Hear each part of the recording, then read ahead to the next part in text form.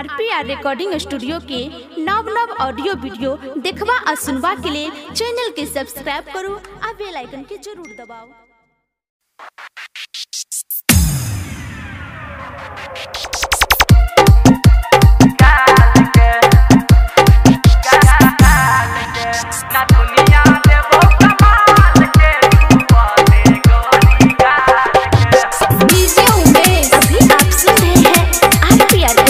Studio की धमाकेदार प्रस्तुति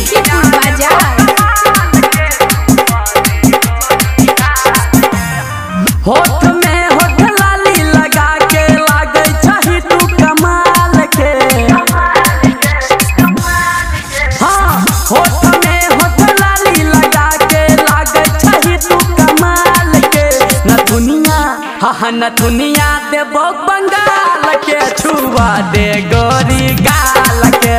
न दुनिया देबो कमाल के छुआ दे गोरी गाल के।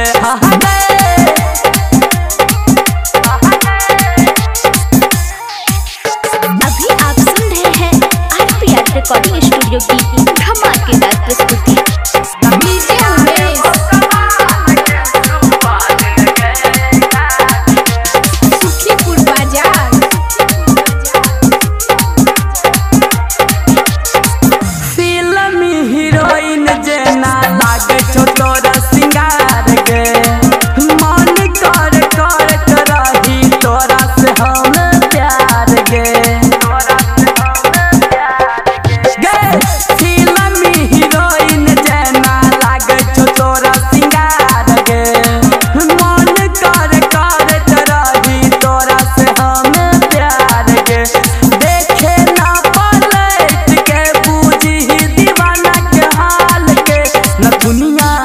न दुनिया देबो बंगाल के छुआ दे गोरी गाल के।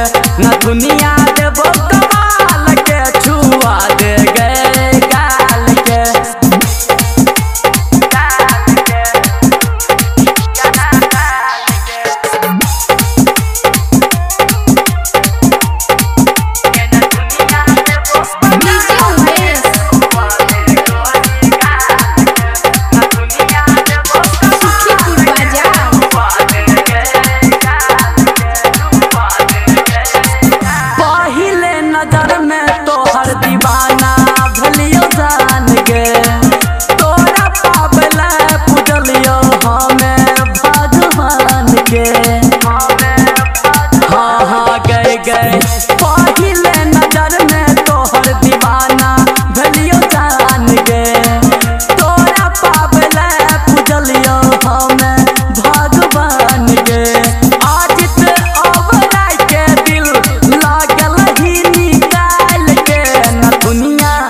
न दुनिया देबो बंगाल के छुआ दे गोरी गाल के। न दुनिया